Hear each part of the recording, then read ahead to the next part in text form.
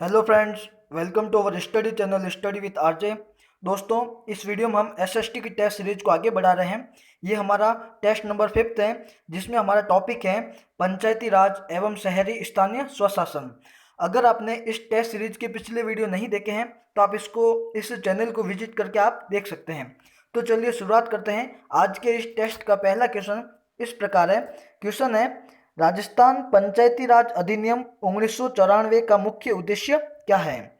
Option है कमजोर वर्गों विशेषकर अनुसूचित जाति एवं जनजाति का कल्याण, प्रशासन में जन सामान्य की सहभागिता में वृद्धि, गरीबी उन्मूलन या भ्रष्टाचार उन्मूलन।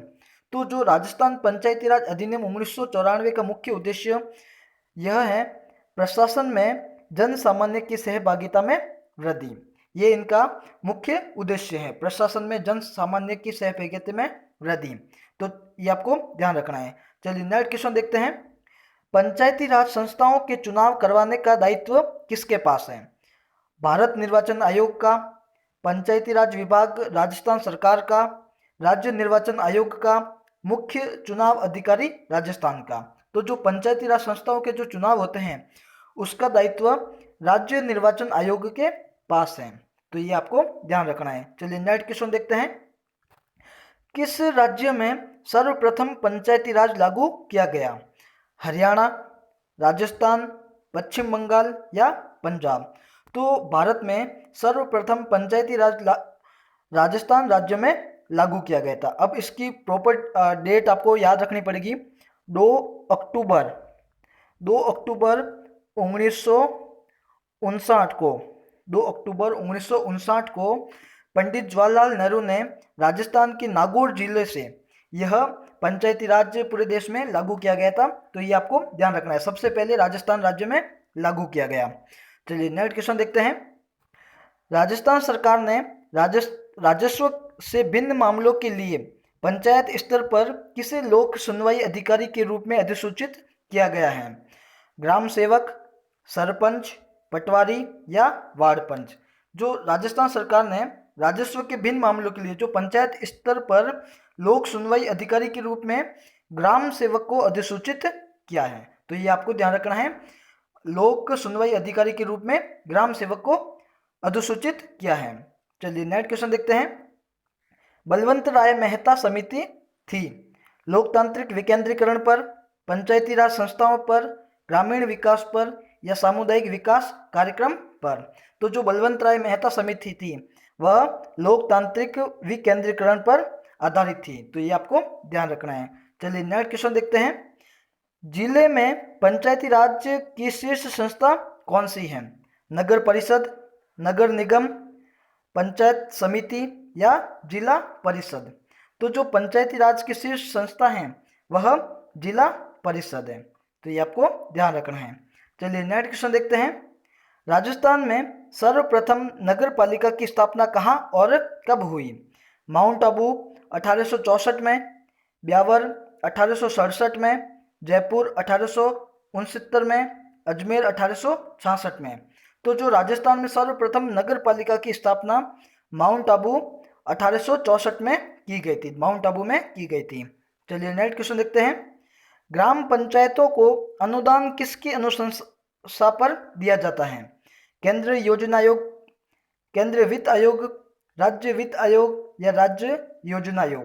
तो जो ग्राम पंचायतों को जो अनुदान दिया जाता है वह राज्य वित्त आयोग की अनुशंसा पर दिया जाता है। चलिए नेक्स्ट क्वेश्चन देखते हैं। पंचायती राज संस्थाओं को प्रभावी व सशक्त बनाने के लिए 73वां संविधान संशोधन किस वर्ष पारित किया गया था?